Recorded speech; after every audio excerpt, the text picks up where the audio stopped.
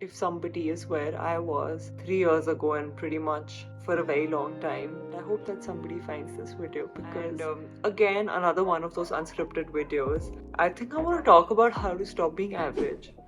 Because if you are somebody who does feel average about your life, I know how that feels. There is so much change that you can bring in with effort that you will shock yourself. And I know some of you feeling that you don't have potential and you're incapable, but no, that's not true. Even though you felt that way all your life, I know it's hard to not feel that way, but no, that's not true. So firstly, I want you to think that if you're comparing, can you please remove the source of that comparison?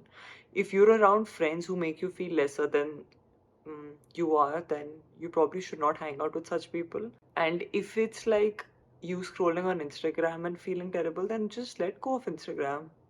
Trust me, I let go of Instagram for the same reason because it just breeds this comparison which is not important and it's not real. It's a facade. But I'm not going to get into the whole Instagram thing. I've spoken about it enough in my videos about how it can really ruin your mental health. I want you to think of the source of what is killing your joy and then dig deeper into it. Don't make your appearance the center of your universe because if you do, it's what everyone will see as well.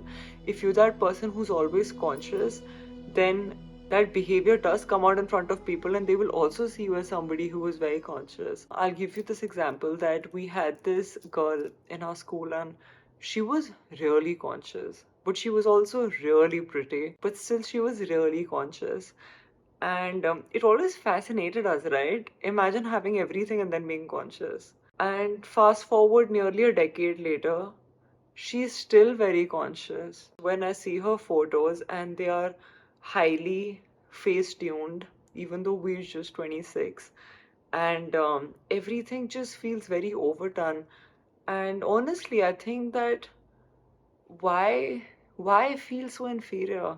You are qualified, you look good, you are so much more than how you look, but even if it comes down to looks, you look good. And this just shows that it's not about how you look, it's about your perception with how you look. There are people who just are confident in everything that they do. They're so full of life that it shines around them, and even people around them look up to them because they just have that aura that shines, and it has got nothing to do with how you look. It's just about who you are as a person. As I record this video, like I literally have yesterday's smudged eyeliner, which I have worked really hard to take out, but it's not coming out. I haven't done any makeup, obviously. I went for my mom's birthday party last night, so my hair is done this time, unlike most of my videos where it's just natural, and I like it that way. I genuinely like it that way.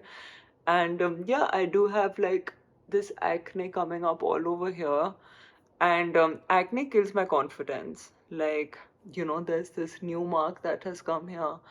And once I got married, I got a lot of acne in a very short span of time. And I didn't even want to record YouTube videos that time because it really, really killed my confidence. And then my video editor Arpit told me that you preach so much about this, so don't make it the center of your universe, and don't think that you have to be conscious about stuff on your face. Just go out there and record. And I did. I know that these things can pull you down, but think of all the big personalities in the world.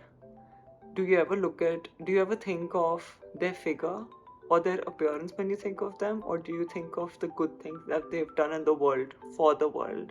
Another thing is that, it's good to live life for something instead of just blindly living an engineered life. Okay, let me just talk about myself, right? I live for impact, and my email is flooded when people tell me that anything that I've written or I've said on YouTube, even though my YouTube is really tiny, but anything that I've said online that helped them positively and positively impacted their life, that's the only reason I do what I do, right? Otherwise, there's no motivation. Why would I come and write content for free? Living for something makes you more excited to wake up and gives you a larger purpose in life. And actually, I am talking about purpose here, but I didn't want to throw in that word because it's just such a big word and it's thrown very randomly these days. Just think about what is it that you're living for. That could be your kids, or a hobby or just like playing sports on the weekends. I want you to think of why are you here? And you don't need to give me an answer. You don't need to give yourself an answer right now. But actively put in a few minutes every week to just think of it. Because even if you're thinking of it, you're actually doing better than most people because nobody's ever thinking of it. And that's why we are not in content, unhappy, dissatisfied, and feel purposeless and lost. When it comes to being average, you think that you can't do it, right? And you see all these cool people who are doing it. I want to tell you that they have nothing special. I'm sorry if that offends anyone, but they have nothing better than you. There are so many big names who have risen from absolutely nothing. But whenever you say this, there will always be somebody who tells you, oh, but think about the 10,000 people who did not make it.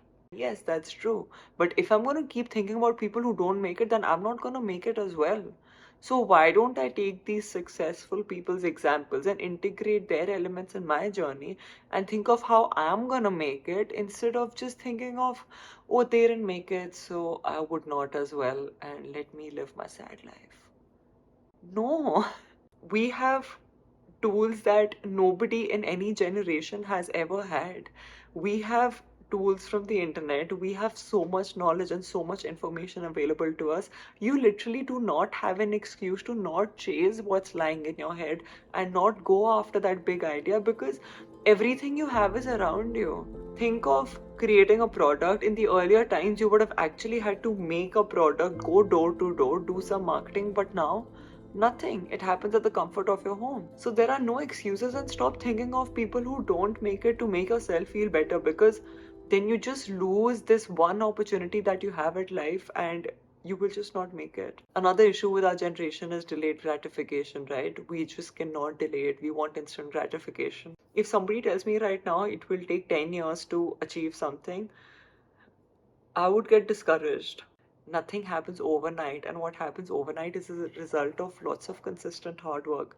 So, why not just enjoy the journey and not be in a rush? So, if you feel average, I hope this helps you come out of it. I have been where you are. I'm sure most successful people today, and I'm not counting myself there, have been where you are.